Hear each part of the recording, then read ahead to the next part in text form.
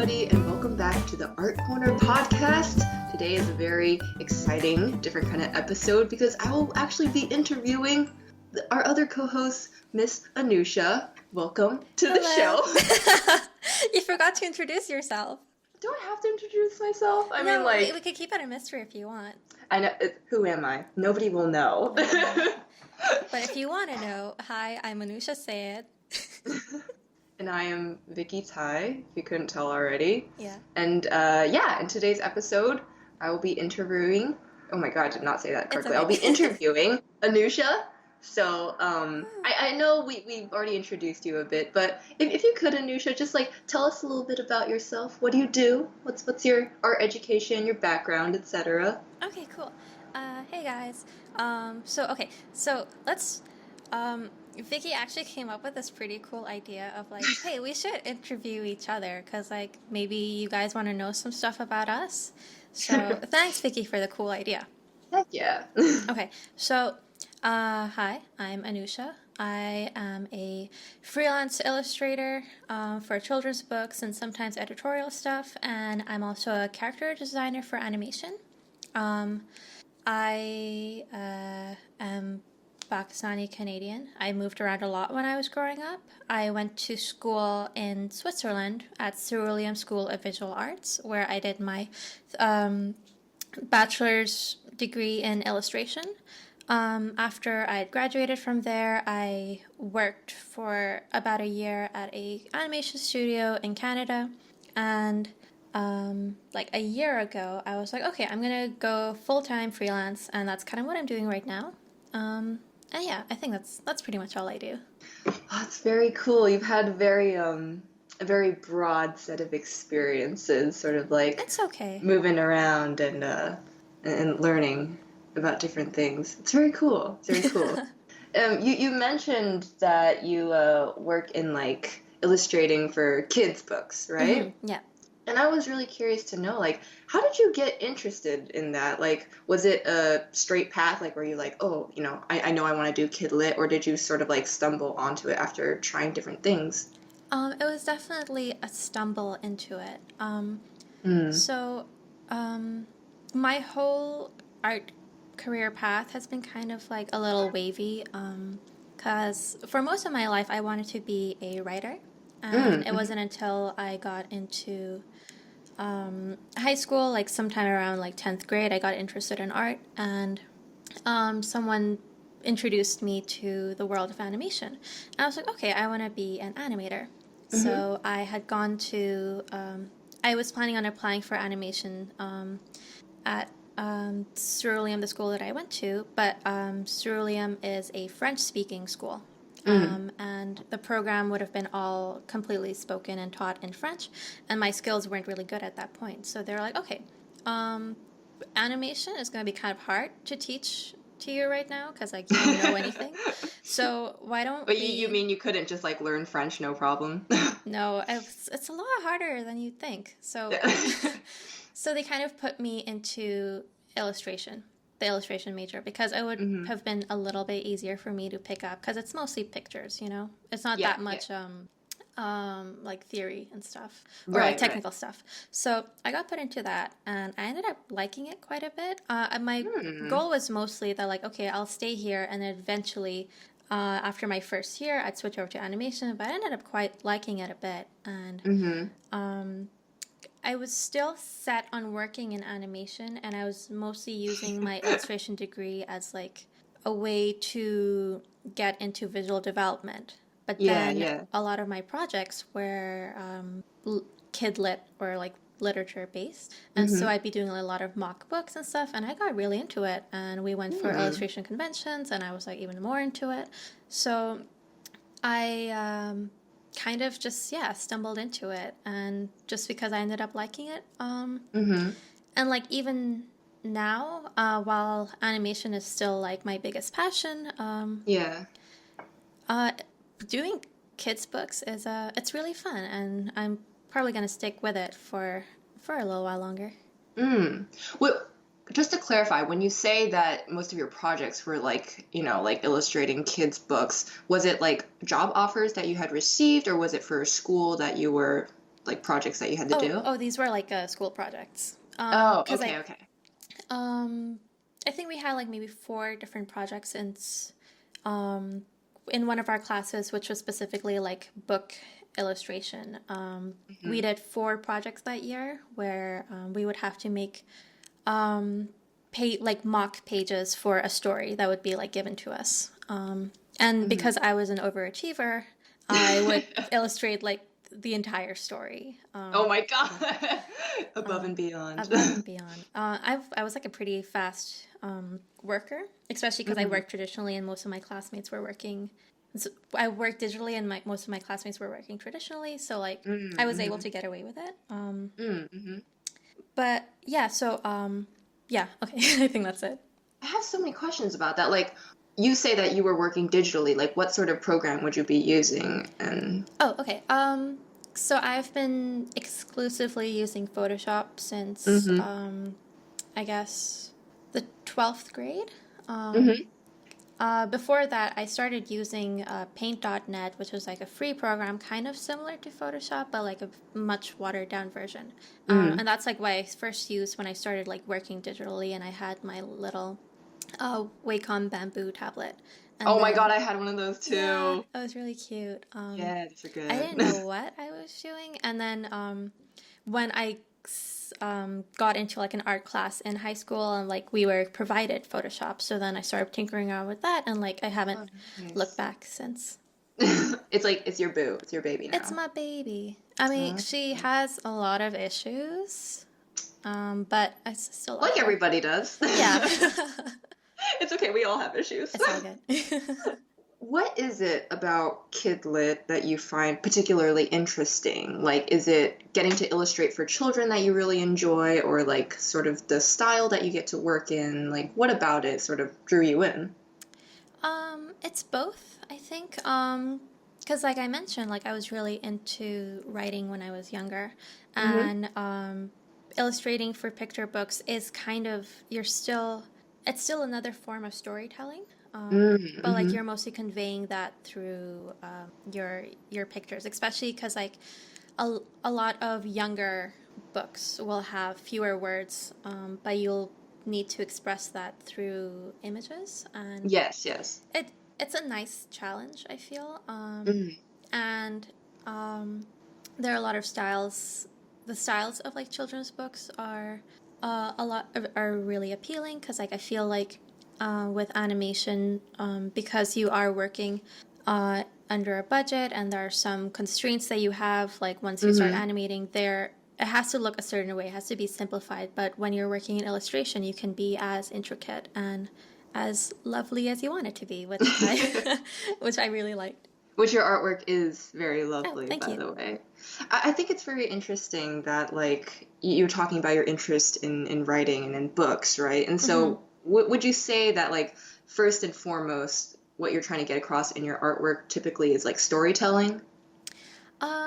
Yeah, I guess so. It is storytelling, and when my favorite part is always like creating characters and stuff, and like you can put the same when you're creating characters, you should have a sense of storytelling behind it, in like the way that they dress, the way that they look, the way that they act. Sorry, what was your question? Well, it was basically just sort of commenting on how you have this fondness for writing and for telling stories. And when I look at your artwork personally, I get this very, like, a sense of charm from it. I think that's, like, the immediate thing that I get. But also that you are very good at telling stories, and, like, the characters that you design, they're very full with personality. And you're talking about how, you know, it's something that you've always been interested in. And I think it just shows up very naturally in the work that you create. Yeah. That's good to know. Because honestly, I don't feel like I'm a good writer. I've realized that now after, like, I may have been, like, okay as a kid, but I'm not much of a writer anymore. Your preferred mode of storytelling is through artwork and illustration. Yes. Hey, I mean, like, that can be a writer too, just like a different form, you know, a different kind. Yeah. Well, since we're talking a lot about books, I was wondering if you had any sort of like favorite books or pieces of media that maybe have like influenced you creatively, or maybe just ones that you really enjoy. Um, I know this is Let me always a think. hard question because it's like, oh, like my favorite, but maybe like something like recent or something that's just like that you always find yourself going back to. I'll say that some of the books that influenced me a lot when I was younger, Hmm. what to go towards writing were the same that kind of influenced me to go to illustration, Mm. specifically Roald Dahl and Lemony Snicket. Oh Both my are God, yes. amazing books, but the illustrations are amazing as well, and they lend a lot to the story. Like you can't imagine a series of unfortunate events book without the illustrations, Those because covers, those man. Those covers, the covers. Oh interiors, my they're God. they're very iconic, and like they Hmm. do give a lot of storytelling to it. Also from the illustrations of Quentin Blake, Hmm. which I think those are some of my favorites. And in Mm-hmm. terms of storytelling and in terms of just art, I have this one which is sitting on my desk right now. It's Yeah, called yeah. Oceano, Hmm. and it's by, wait, let me get up and see who it's by. Yeah. Okay, I don't know if I'm gonna pronounce it right, but it's by Anus Bois Robert and Ooh, okay. Louis something. Uh, Hmm. it's a really beautiful book, and I encourage you to like look at it if you have a chance, but in person because this is a pop-up book, Oh, and it that's is like awesome. the most intricate, beautiful pop-up book I've ever seen in my life. Hmm. There are hardly any words to it, like maybe one sentence per page. Like Hmm. it's all about the visuals, and but like you do get a sense of story from it regardless, and it's Hmm. very beautiful. Oh, it sounds really interesting. I definitely want to check that out. Mm-hmm. I feel like pop-up books are sort of like a lost art because I feel like I saw them a lot as a kid, Mm-hmm. but as I got older, I mean, like it's not really in the adult market, I guess. Yeah, It's yeah. sort of like marketed more towards children, but like pop-up books are the They shit. are Like yeah. they're awesome. They take so much like creativity and work to put together, Mm-hmm. and it just really like elevates a story. I'll say that I don't feel like this should be for kids just because it's so intricate. I feel like a kid would just rip it apart instantly. This is a very pretty book. Like I don't want anyone touching it. Mm-hmm. You have it like in a glass case, and you Yeah. like put gloves on when you have to turn the pages.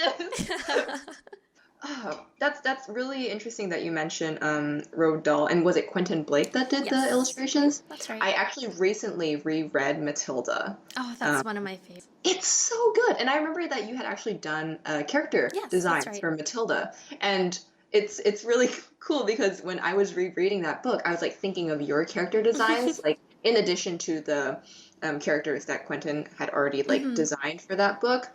But it's just really interesting, sort of like thinking back on how you designed them and like sort of like the personal touches that you added and the way that you interpreted the story and like how these people looked. And I was like, whoa, that's just so cool. I'm And really happy that it stayed with you and like in your mind. yeah, yeah. I think your version of Matilda is so cute. Thank you. Yeah, but I totally agree with you on how those like illustrations for children's book there's something very like I don't want to use simplistic in the sense of like it's bad because it's not. I'm not Hmm. saying it like that, but they're able to capture so much with so little. Yeah, And I with think just a that's few lines. yeah, It's really amazing. it is amazing. It's admirable. And it just sticks with you, you know? I Hmm. think if you asked, anybody who had read those books as a kid, they would remember sort of like those scratchy, like scrawled drawings that Yeah. Quentin Blake had done and how that really sort of defined like the style and like the mood of that story. Hmm. I find it interesting how I'd asked you about like your favorite books or your favorite media and like the answers that you gave me were about your favorite books. And it just sort of like comes back to this theme of how like writing and like books and storytelling is very like key It to is, yeah. who you are like as a creative person and who you Hmm. are as a person in general. Hmm. Okay, so sort of like shifting topics now. You had mentioned that you are Pakistani Canadian, Yes, correct? that's right. And I was curious to know what your experience in the art industry has been like as a woman of color. Do you have any sort of like notable stories to tell, or just like in general? Let me think. So thankfully, I don't feel like I've felt any hard discrimination, or I don't know if like I've had like opportunities necessarily taken away, or like not that I know of. Like maybe there have been, and like, or you know, but Hmm. for the most part, I think my experience has been pretty. It's been fine. That's good. Mostly because Yeah. like I use my culture to my advantage, and I do make it kind of like a selling point, Mm. which I do feel guilty about because like I don't connect with my culture as much as I'd like to, just because like I lived away from Pakistan for most of my life, and I'm Hmm. very much whitewashed. Hmm. And sometimes it does feel like I'm just using my culture when it's convenient, but Mm. it's I don't know. I don't know. It's It's a difficult. weird. It's difficult. It's a journey, really. I There was think, this yeah.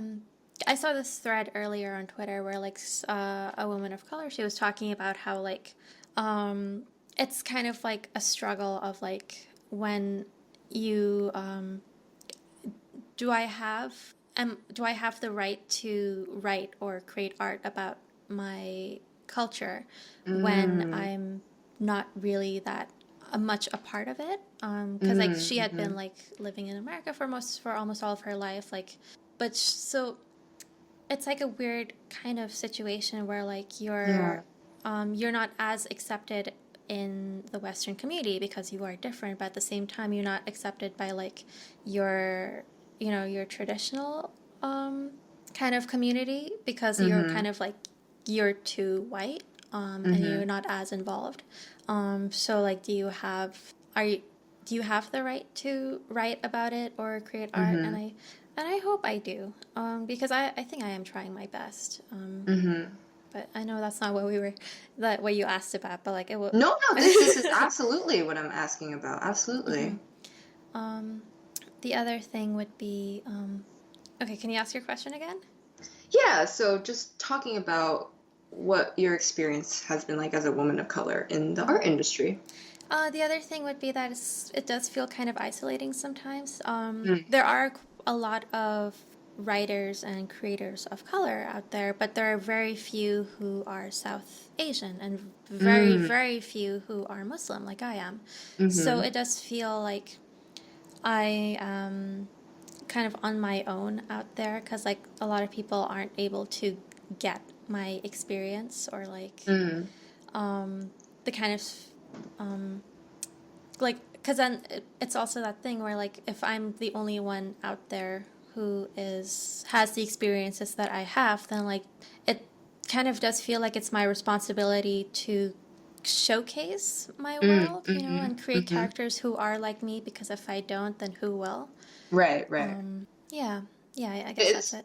sort of feels like a responsibility Yeah, that you exactly. have almost, even though nobody has like explicitly said like you were supposed to do this Mm-hmm. or like this is your role. It's just like it's sort of like an unspoken Yeah. responsibility in a sense.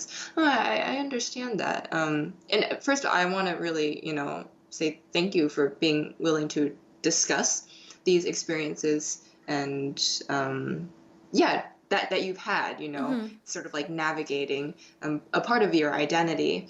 And that Twitter thread that you mentioned, when you're like talking about it, I could feel myself relating to it as well because like I'm also I'm like Taiwanese American, so I'm like neither here nor there. Mm-hmm. And I think that's something that like a lot of immigrant Yeah. children, it's something that they have dealt with because Mm-hmm. you were saying that like you feel like you're very much whitewashed, but and Yeah. it's like who can blame you though? Because like you grew up in a society where it's like you kind of have to assimilate in Mm-hmm. order to get anywhere, Right. right? Or to like even be taken seriously in a way. And like for people who haven't gone through that experience, it almost sounds like super dramatic, right? Right. It's like, Right. oh my God, it's not that bad. Come on. And it's like, but you've never been teased just because Mm-hmm. of the way that you look Right. from the outside. You've never sort of been judge on a very physical level Mm-hmm. because of something as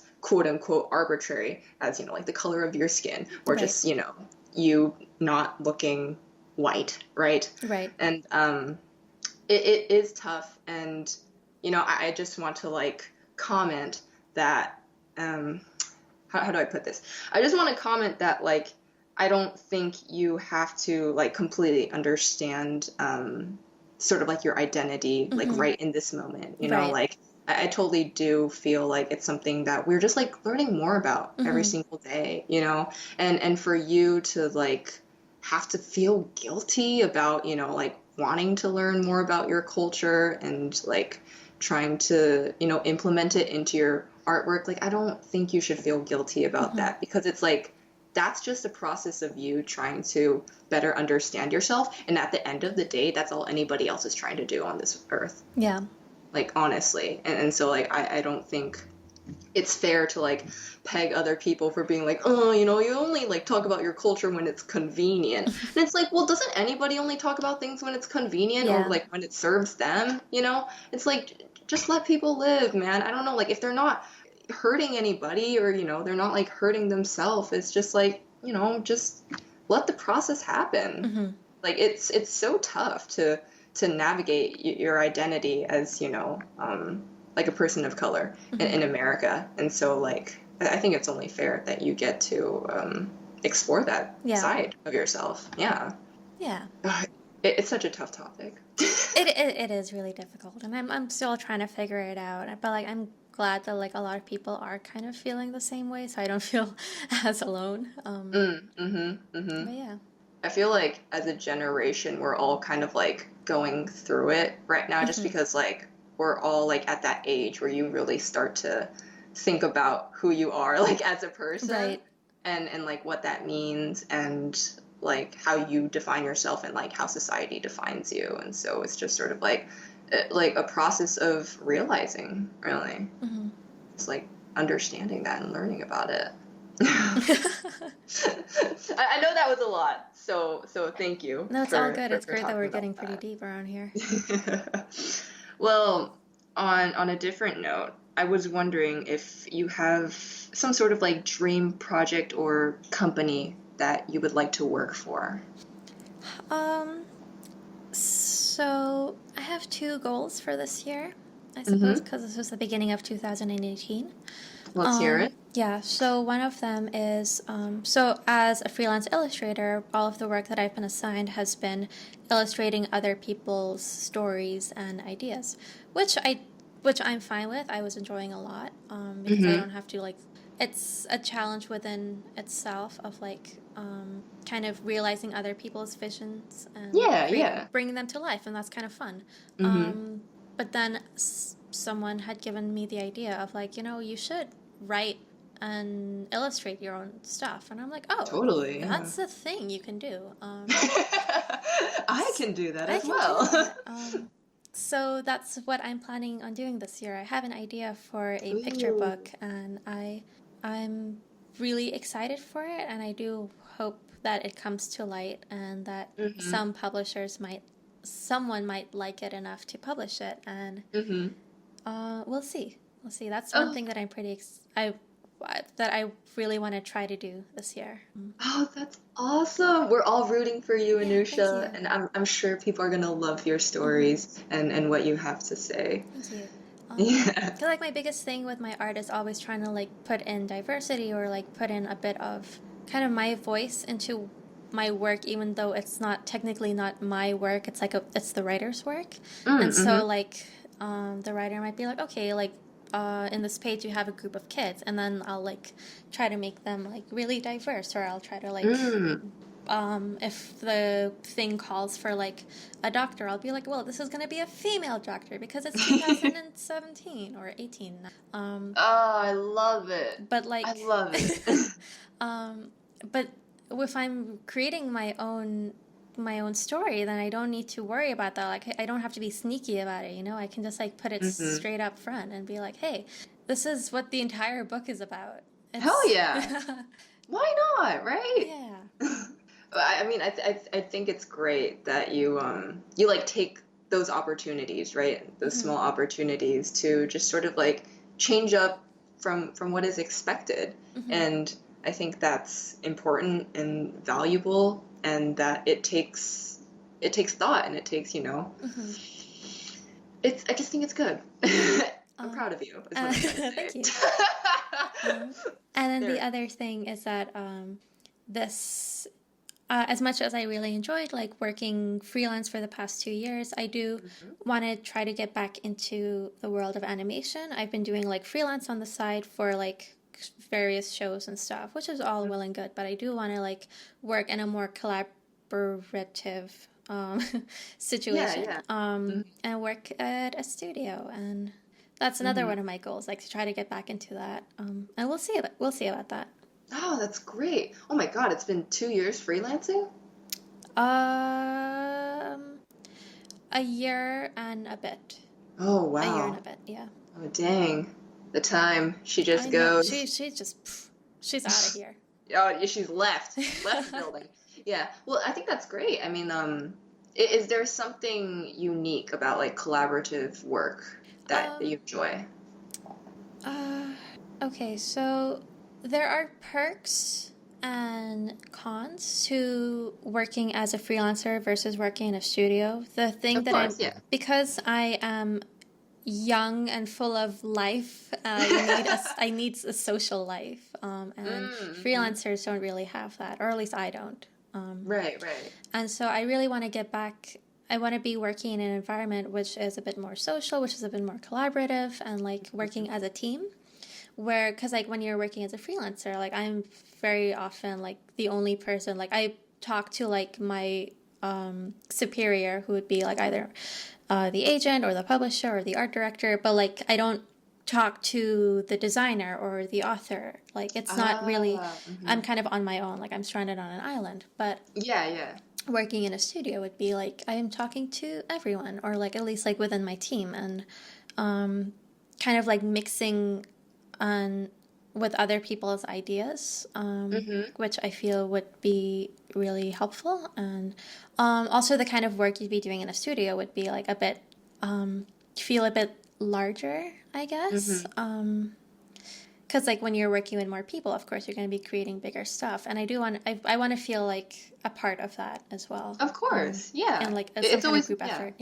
It's always nice to feel like you're a part of something and to like contribute to something bigger. It is very exciting.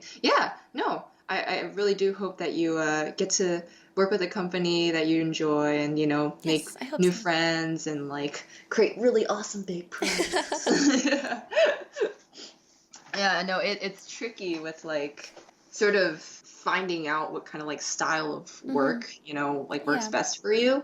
And it's cool that you were able to sort of like have both of those experiences and then decide like, no, actually this is more like what I need right now. Because like my thing, oh, sorry, you go ahead. No, go on. Okay, all right. Because so I worked at a studio for 1 full year, and I was on one project. And then before that, right after I graduated from Switzerland, there was like a small indie video game company which I worked over the summer for. So those are my 2 only experiences in working in a team environment. And I do want to try out more of that, just so I know if that's the kind of world I want to be in, because in this 1 year of freelance I know what it's like now, and I very much enjoy it. But like I do want to see if there's a different, because this is something I can return to later in life as well, especially because like if I decide I want to move around, or if like I'm if something changes in my life, then like, because like animation industry is like very much situated in like California or Toronto, and if I decide that I want to be somewhere else, like if I want to go back to the Middle East or something, then like I can go back to freelance, because that's I don't need to be situated in any part of it.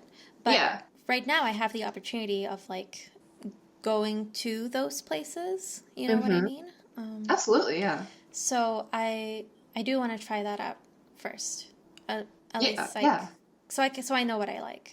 Yeah, I think that's important, for anybody to do, to just really understand, like what works for you. I feel like a lot of the time, and any industry really, but it happens in the art industry as well. People feel like they're supposed to take a certain path. Mm-hmm. I think it's why you get so many questions from young students like, do I have to go to art school? Like, that's a huge question, Yeah. right? Because it's almost like, oh, yeah, like you have to do that, and then you have to get like a job in a studio, and like that's what you're supposed to do. And if you don't do that, then like, who are you?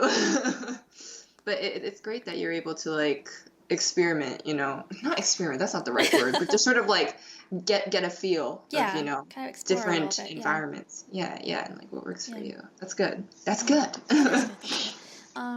Because like besides doing like illustration work for books, I also wanted to like dip my toes in editorial, and like the other thing that I wanted to try for 2018 is like try to go into gifts, which is like doing illustration work for like products, like the stuff that you see at Target, at Target. Oh, yes, the Target. At the Target. Or like planners and stationery and stuff like that. Yeah. So I wanna try all of this stuff. Heck yeah. Yeah. Go for Yeah. it. Do it. Yes.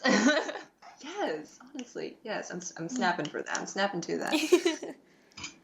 Talking about your experience with freelance and like studio work, I know that you had tabled at conventions. Yes. A few times in the past year. I think it was a few times, right? Like VanCaf. Yeah, I think I did 4 different ones last year. Oh my God. Yeah. So I'm really curious about how all of that went. Like, we want to talk about some like the pros and the cons. All right. Yeah. So I did 4 conventions last year. I did Toronto Comic Con. I did VanCaf, which is the Vancouver Comic and Arts Festival. I did what's it called? CTN, which is an animation expo in LA, and I did Dallas Comic Con or Dallas Fan Days, one of those. So I did 4 conventions, and they were all wildly different from each other. So the my main goal for most of these were to sell my stuff, of course, but like selling my stuff would actually be kind of like on my bottom priority, because like I think I was mainly going for networking. Yes. Yeah. So, because thankfully for 2 of those conventions, for Toronto Comic Con and Dallas, I got my table for free. So like it would have been fine if like I didn't sell any of my stuff, because like I didn't pay for a table. I was mainly there so I could like meet other people and kind of like get my name and brand out there. For VanCaf, that was like I've always wanted to go to Vancouver, and oh, okay. Actually, I should talk about like the vibe of each of these shows as well. Yeah. Toronto and Dallas Comic Con, or like any Comic Con type place in general, is going to be like very much fan based. People are selling fan art there a lot, which is kind of like a weird, like you're not supposed to, but people do it anyway. It's kind of like a weird situation. The unspoken rule. So there's that. And my stuff generally doesn't sell that well in those type of shows, because like people are usually there looking for a certain type of property, I guess. Yes.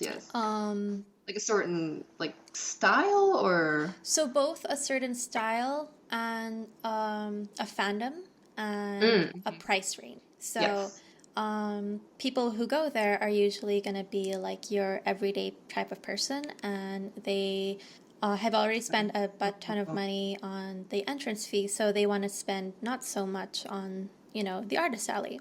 Yes. They'll be looking for like cheaper prints and small pins and, like small selling products. And the stuff that I sell in my online store, it's going to be like, I use like nice quality paper and nice ink. So like my stuff is kind of on the medium end, it's kind of like above average. Yes. And so my stuff doesn't sell as well, because, like I don't want to lower my prices, but also people are not really buying my stuff that often. Right. And then at the shows, like the type of people who would come to my table would either be like little girls or moms or teenagers. It's always women. And they'll be like, "Oh, that's so cute. Oh my gosh." Aww. And they'll buy stuff. I especially love little girls who come by and see like my princessy type fan art, and they'll be like, "Oh, mommy, look, it's Princess blah blah," and I'm like, "Okay, yeah, Oh, here, have it." so cute. It is cute. I really enjoy that aspect of it, but I don't get a lot of customers. So those type of shows, I'll only do it if I'm not paying for a table, because like I know I'm not gonna make my money back. Mm-hmm. Then for VanCaf, so that is going to be more on like the indie comic side. So like VanCaf is about the same as TCAF, which is the Toronto Comic Arts Festival, SPX, which is the Small Press Expo, CALA, I think it's called, Comic Arts LA. Okay, yeah. And they're all like the indie-ish, small, zine-ish type conventions. A little more your scene. Yes. So I really like those type of shows. You have like a more niche type of audience, people who are more interested in art, and they might be willing to spend more money as well because they know what kind of stuff is going to be sold there. And people who are more appreciative of art as well, because like again, like at Comic-Con, you have like the everyday kind of person, but like they don't know much about art. So like you will have people who will openly talk about my artwork in front of my table, or like be like, "Oh, why is this price so high?" Or like not really know, like right, they're not really familiar with the whole like that's the artist who made the art right there, rather than somebody who just printed the art onto a poster and sells it at Michael's for $8 a pop. Yeah. So people at the people at like those indie type comic places, they know what they're a bit more appreciative of the artist, and they'll be a lot nicer. Right. And so when I went to VanCaf last year, it was a really nice show because like the people who came, they were all, that was like my favorite show for like the type of people who came.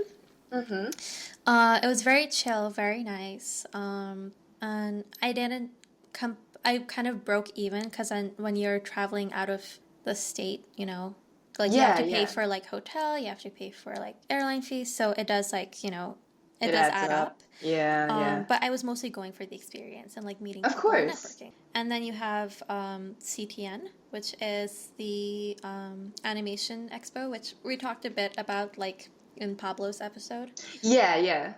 And that's mainly for networking. Like, I don't care if I sell stuff. I just want to make back my money for the table, because the table is really pricey. So make back the money for the table and the hotel, or like the airline fees. That's like that's like, if that's done, that's fine. It's fine if I don't make a profit.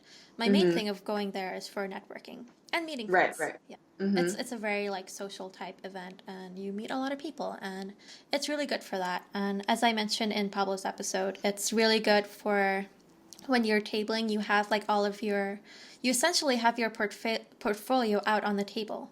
Like, because like at the convention, if you're going as like just like a walker, you want to be like, okay, I want to show my portfolio off to like important people, but it's kind of it's a weird situation. You don't want to be too pushy, and like you kind of feel awkward about it, but like if I'm at my table, like just my stuff is out there for anyone to see, so like look at it. So like people automatically are like, oh, okay, I see your stuff and I like it, here's my card. So it works out for the best. Yeah. Well, that sounds really nice, actually. Yeah. I mean, other than the exorbitant ticket price, of course, but it seems like your experience with cons has, like, the benefit has mostly been for networking, or just like meeting other people and sort of like getting to know the artist community a little bit better. Because I know like a lot of people who pretty much do this for a living, and they're like really into it.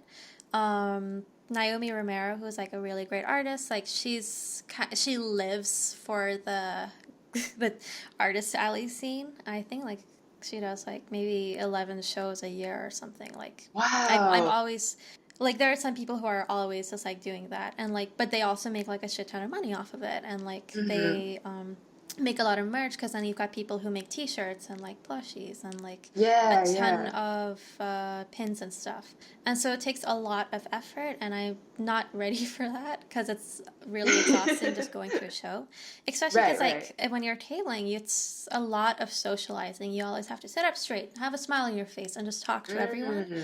And it's very exhausting, especially because I'm an introverted person. So like after those 3-4 days of conventions, I'm just like, don't talk to me. You retreat into like into like my hermit shell. Yes. And just like recuperate, just recover.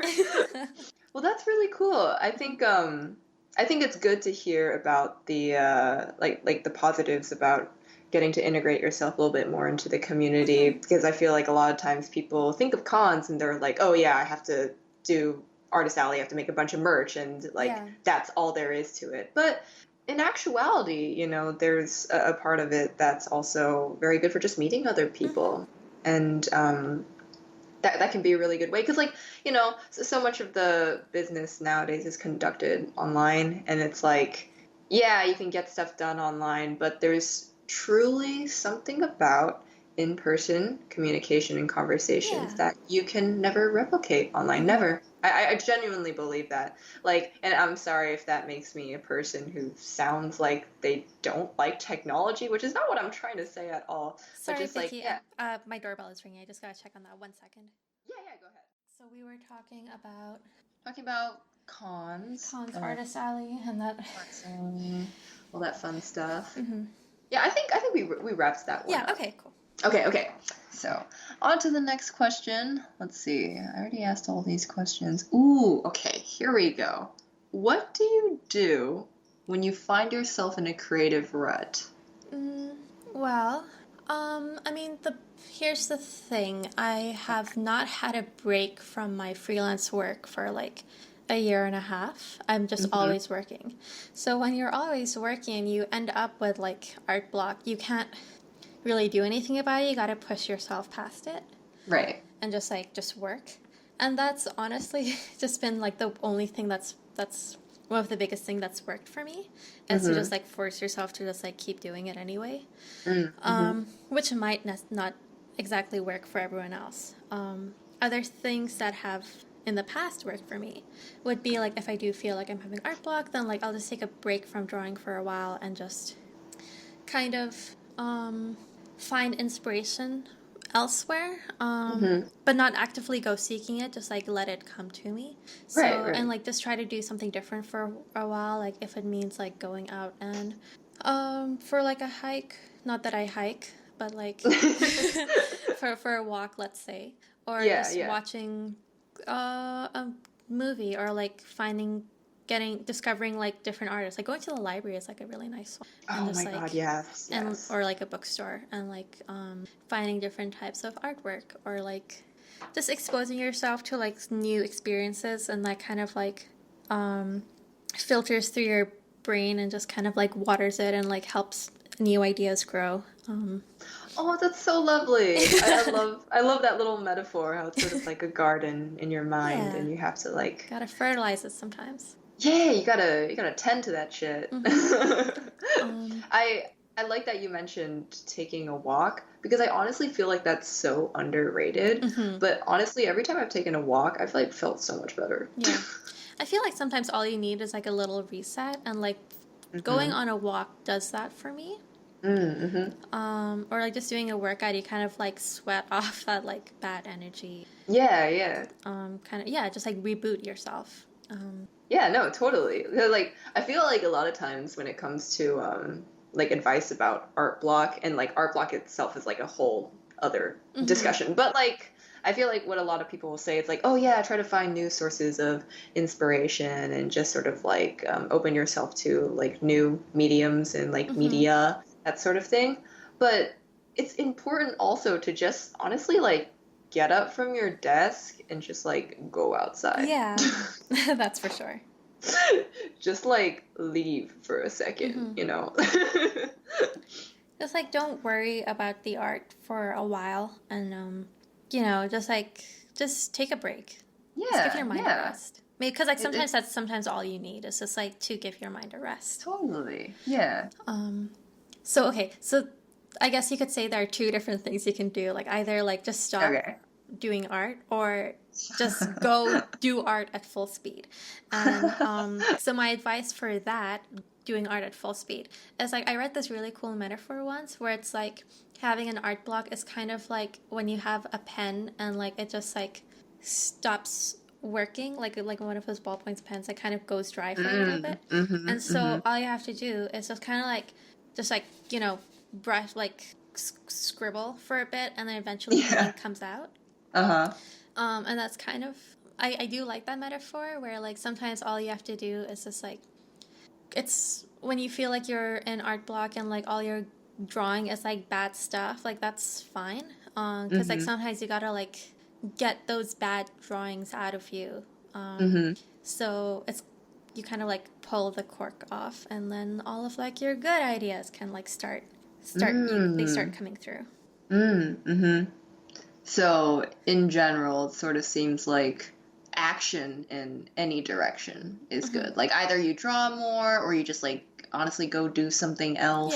And just like try to move forward, I guess. I guess like the biggest advice would be not to stress about it, and like don't do nothing. Right. Yeah, it's like it's gonna be different for everybody, but I think that's solid advice. Yeah. Cool. Okay. Well, what's something that you like to do when you're not working? Like something that helps you relax and unwind? So that is kind of something I'm struggling with right now, because we were talking a little bit before our Skype call. I'm a workaholic, and I don't know what to do with myself when I'm not working. I kind of dread holidays for that reason, because I just feel like I don't know what to do. But I am starting to find new hobbies. One of the things that I've started doing is running, which I really enjoy. I do that like 3 times a week, or like I kind of stopped for maybe 2 months because it's really cold outside. But like, but honestly, you have to believe me. Like I want to do it. It's just that I look outside and I see it's so cold, and I'm just like, no, I want to go outside. And my dad is like, oh, why don't you go to the gym and go on a treadmill? I'm like, no, it's not the same. Because like it is mostly about like getting that fresh air and like that sunshine. But today's a good day, so I might do that. Ooh, okay. Yeah, I'm very excited. And then the other thing which I do for fun, I used to read a lot when I was younger. I don't know what happened. I just don't do that as much anymore. Maybe I'll start reading again. I don't know. But the biggest thing is playing video games. Ooh. Specifically Overwatch. That's kind of all I do. Is there something about Overwatch that like helps you relieve stress, or like is there what about Overwatch? So it's a combination of socializing, because like I said, I'm at home, I'm not really talking to people, and kind of playing Overwatch has like that because I play with a group of people, and I get kind of like my socializing out of the way, and but also I'm a Mercy main. I play as Mercy, who is the healer of the game, and she's kind of like, you have to be everywhere at once and looking after people, and it kind of feels like I'm not really a fighting game type of person, but I really like puzzle games, and Mercy feels like a puzzle to me, because you have to like, it's kind of like those strategy, like, did you ever play Diner Dash? Holy fuck, I loved that game. Yeah. Oh my god. You have to like make sure everyone's happy, and all of like your hamburgers are being cooked or whatever. So it's playing Mercy feels kind of like that. You have to make sure everyone's topped up and happy, while also keeping yourself alive. I'd never thought about it like that. I wonder if there's like a correlation, like if you like pulled Mercy players and were like, did you play Diner Dash like when you were a kid, and like are you now a Mercy main also? Like is there something there? Like I wonder, I wonder. Because I know some people, like people who like playing like shooting games or like fighting games, like you get kind of like that frustration or like energy out of you from like you get kind of, you release those endorphins or whatever. But like Mercy is kind of like that for me, but like not in a different way. I really like that, and I want to find more games like that as well. Okay. Yeah, no, that sounds really interesting and good also. Oh man, that reminds me, I mean like this is off topic, but I need to play with your group sometime. Yeah, you should. We fucking misplaced our HDMI cord, so we ordered one, we're like waiting for it right now. So when I get that, I'll hit you up. Please, yeah, I want to play with you sometime. It'll be really fun. Yeah. Okay. if you weren't working as an artist right now, like, what do you think you would be doing instead? So, I'd be doing one of two things, I think. When, like I mentioned, I wanted to be a writer, so I might have gone into either journalism or English major, Mm-hmm. and I might be like writing books, but like wordy books instead of like picture books. So Yeah, that's yeah. I feel like that's a very likely way my life could have turned. Or actually, because like I was really towards the end before I got into art, I was also considering going into screenwriting, and like I really liked TV and movies and stuff like that, and Mm-hmm. I kind of like, as much as I like books, I was like, oh, like that is also a job, like writing and making TV shows and stuff. And so maybe I could have still ended up in the entertainment industry, but just like in a different side. Yeah. So that's like one likely place I could have ended up. But the other Mm-hmm. one is I loved physics, and I really wanted to work in astronomy. I wanted to like work with Whoa. space and rocket science and stuff like that, because like I was really into sci-fi and like Doctor Who, and just like I was so fascinated with space and just Mm-hmm. and I loved physics, and that could have been. I'd like to think I could have gone into that, but honestly, my math was so bad. I don't think I would have been able to. Maybe your love would have carried you through, you Yeah, know? maybe. I think it's cool though that like even though you're not explicitly doing either of those things, Mm-hmm. that you're still like exploring those interests in your Mm-hmm. current work, you know? And I think like that's what it's all about. Yeah. Okay. Last but not least, what is something that people don't know about you maybe? Like a little quirk or something like that. Hmm. Dang, that's a hard one. There's just so many to choose from. No, I feel like there are so few to choose from. What? Are you I kidding don't. I me? don't think I'm that interesting of a person. I think you're plenty interesting. This whole um, interview has been very interesting. maybe I could list some facts that like anything that goes from the top of my head, Yeah, and yeah. hopefully we can find something interesting. Do it, Okay. yeah. Um, I'm scared of heights, like deathly afraid of heights. So I don't go on Do you roller do coasters or okay, yeah, yeah. yeah, I was just about to ask that, yeah. yeah. And I'm terrified of flying as well. Oh But my more God, yeah. specifically, I have this fear that I'm gonna get stranded on an island somewhere and I have to survive somehow. Mm. Mm-hmm. Because there was a point where there is a type of genre of books and just like media Yeah. that I consume of like people being stranded and they have to survive, which Uh-huh. I'm absolutely obsessed with, because just like I'm so scared it's gonna happen to me. So stuff Yeah. um, like Survivor or Life of Pi, or I think it's called Awake, and C for Zachariah, and like all of those like you're in the woods or you're on an island, you got to survive. Mm-hmm. So I'm convinced that's going to happen to me one day. That's what kind of low key. It's one of the reasons I got laser eye surgery, because like if I get lost in the woods and I lose my glasses, I think I'm gonna die. Mm-hmm. Now I can see, so I kind of have a chance. Yeah, yeah, and you're reading up on all of these different manuals in a sense through other people's Yeah, stories. kind of, kind of. I think Um, it's interesting how like specific of a fear that is. it is, it is. Thank you for talking about your fears. It's never an easy thing to do. So I um, think it's kind of funny how you like how there's like parts of your life that you plan ahead for like in order to yeah. account for these fears that you have. Like but I'm not being super productive about it either, because like, but the best thing for me to do would be like go into like the Girl Scouts, or like learn how to tie a rope, or like do a Like fire. make a fire, yeah. Yeah, but I don't. That's what I should be doing.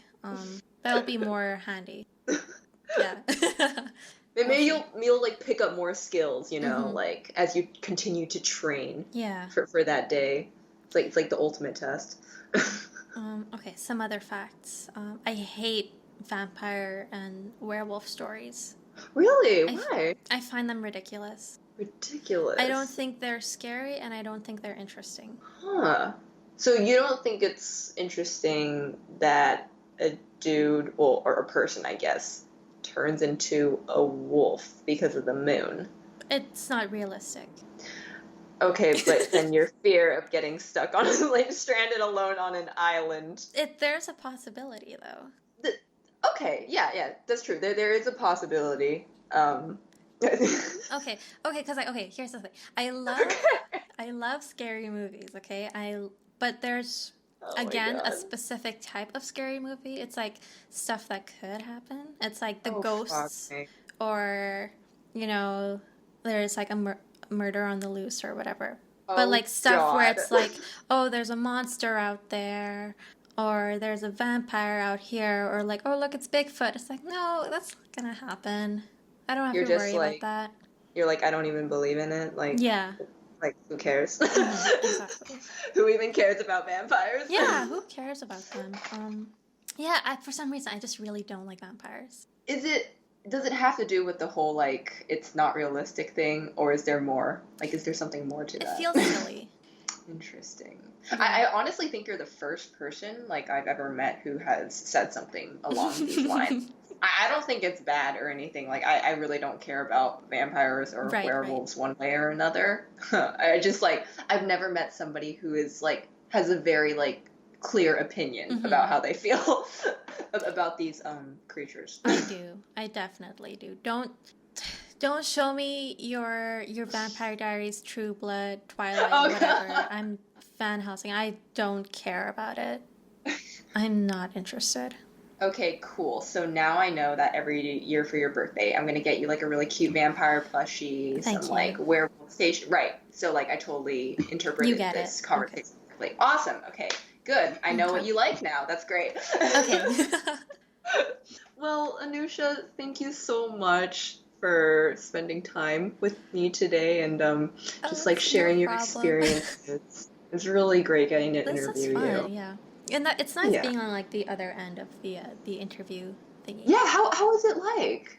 It's fun. Yeah.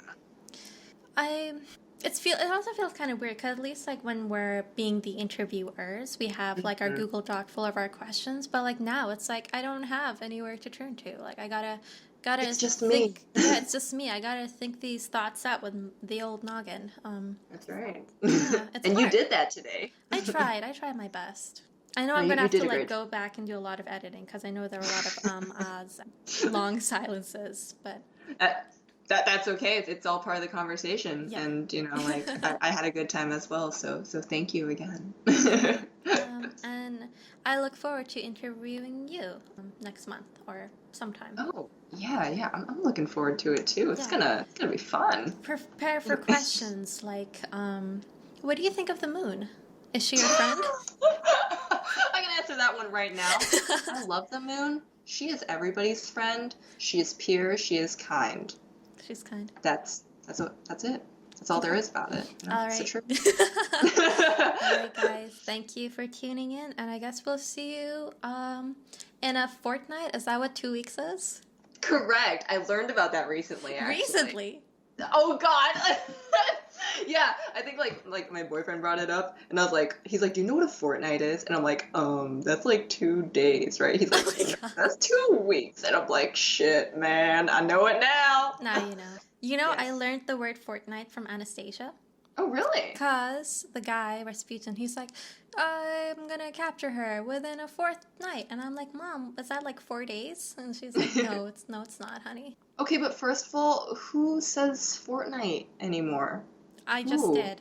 Okay, other than you, have you had conversations recently with anybody who has used that word? No, but we should bring it back.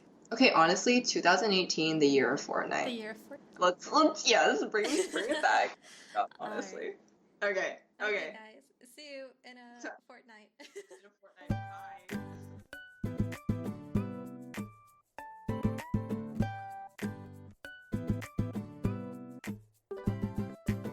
Bye. Thank you for listening to The Art Corner. You can follow us on Twitter and Instagram at The Art Corner Pod, or send us any questions or comments at theartcornerpodcast@gmail.com. You can also find all of our episodes on workbook.com/artcorner. Our theme music was made by the amazing Louis Zong, and you can follow him at everydaylouis. You can also follow Anusha on Twitter at foxville_art and follow Vicki at Vicki Tsai. Please review and subscribe to our podcast. We'd greatly appreciate it. Thanks again, and see you next time.